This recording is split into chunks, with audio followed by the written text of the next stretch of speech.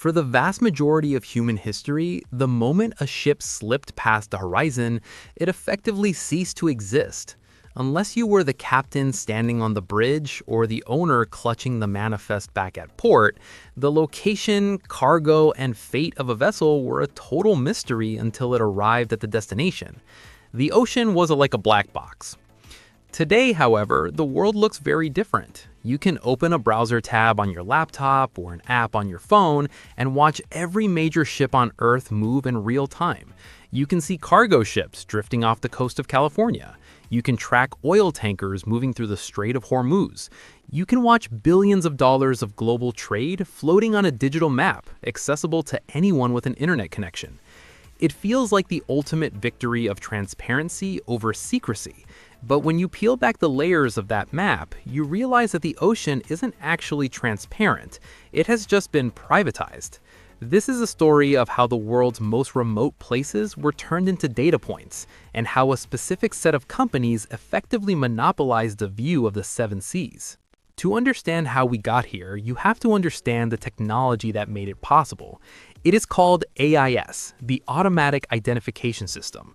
And the irony of this global surveillance network is that it was never designed to be a surveillance network.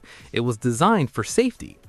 In the 20th century, as ships got larger and ports got more crowded, the risk of collisions skyrocketed. While radar was good, but it had limits. Radar could tell you that there was a metal object ahead, but it couldn't tell you the object's name, its speed, its destination, or its turning radius. So the International Maritime Organization mandated that large vessels carry a transponder. This transponder, the AIS unit, is essentially a digital handshake. Every few seconds, it broadcasts a packet of data over VHF radio frequencies. It says, here is who I am, here is where I am, here is how fast I am going, and this is where I am headed. The system was designed to work locally. It was meant to talk to other ships nearby, and to harbor masters watching from the shore. The range was limited to the horizon, roughly 20 to 30 nautical miles. It was a localized safety net, nothing more. But then the space race changed the equation. Engineers and private companies realized that VHF radio waves don't just travel horizontally across the water, they also travel up. If you put a sensitive enough receiver on a low Earth orbit satellite, you could pick up those safety handshakes from space. Suddenly, the constraint of the horizon was gone. The ocean stopped being dark, and satellites began vacuuming up millions of position reports every single day, from the middle of the Pacific to the depths of the Southern Ocean. Global shipping became observable. And while several companies raced to capture this data, one interface became the face of this new transparency, and that is marine traffic. If you have ever tracked a delayed package, or checked to see where a cruise ship was, or looked up a vessel mentioned in the news, you have likely used marine traffic. It is the Google Maps of the ocean. It presents the world's shipping lanes as a clean, colorful, and approachable interface. You see thousands of little colored arrows moving across a blue background. Green for cargo, red for tankers, blue for passenger vessels. Consider the difference between what you see on the free map and what a paying subscriber sees. On the free version, you might see a ship's position, you might see its name, but the exact data might be delayed. You are seeing a snapshot of the past. The real product is the predictive layer. Imagine you are a commodity trader. You're betting on the price of oil. You don't just want to know where an oil tanker is right now, you want to know exactly how much oil is currently floating on the ocean and when exactly it will arrive at the refineries in Rotterdam or Houston. If you know that a massive fleet of tankers is delayed by a storm in the Atlantic, you know that supply will drop and prices will spike. If you have that information 3 days before the news reports it, you can make a fortune. This is what companies like Marine Traffic are actually selling. They're not selling maps, they're selling the time. They're combining AIS data with historical averages, weather patterns, and port congestion algorithms to predict the future of physical trade. They know when a port is about to get clogged before the backlog even begins. They know when a country is quietly stockpiling grain. This transforms the ocean into a physical space into a financial asset. The map you see is just a surface. The real map is a ledger of economic velocity. But there's a flaw in the system, a flaw that has turned the open ocean into a game of cat and mouse. Because AIS relies on ships voluntarily broadcasting their position, it introduces a critical vulnerability, and that is the off switch. We tend to trust digital maps. If the dot is on the screen, the ship is there. If the dot is gone, the ship is gone.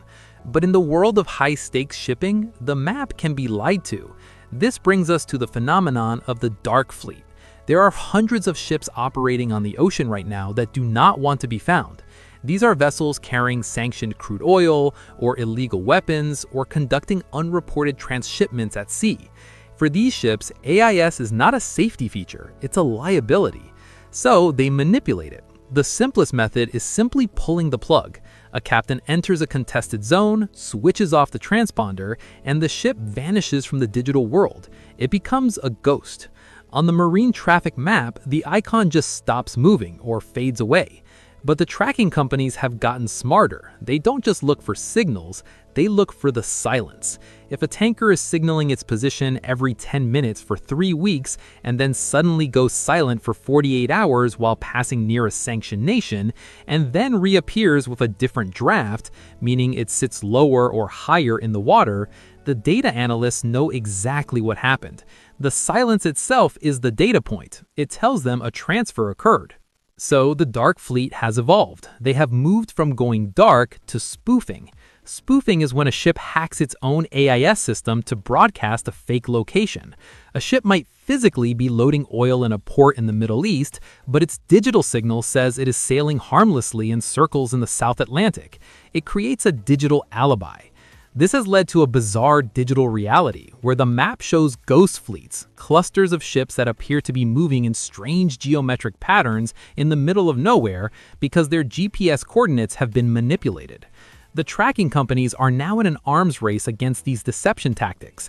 They're using synthetic aperture radar satellites, technology that can see through clouds and doesn't rely on AIS signals, to photograph the ocean and compare the physical reality to the digital map. If the radar sees a metal giant in the water, but the AIS map shows empty ocean, they know they've caught a dark ship.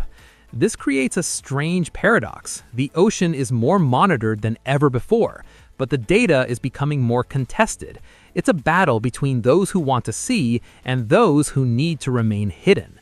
And this leads us to the quiet monopoly problem. The infrastructure required to maintain this level of visibility is incredibly expensive. You need networks of ground stations. You need contracts with satellite providers like Iridium or Spire. You need massive server farms to process terabytes of noisy, messy data. You need machine learning engineers to clean that data and make sense of it. Because of this high barrier to entry, the world's view of the ocean has consolidated into a very few private entities. Governments, ironically, often rely on these commercial feeds. Smaller nations that cannot afford their own constellation of spy satellites will buy subscriptions to maritime data providers to monitor their own exclusive economic zones. Insurance giants use these private datasets to investigate claims, and hedge funds use them to manage portfolios. If a collision happens or a ship is accused of violating sanctions, the first question is often, what does the tracking data show? This gives these platforms immense subtle power. They're the gatekeepers of the maritime narrative. The ocean is transparent now, yes, but transparency is a service.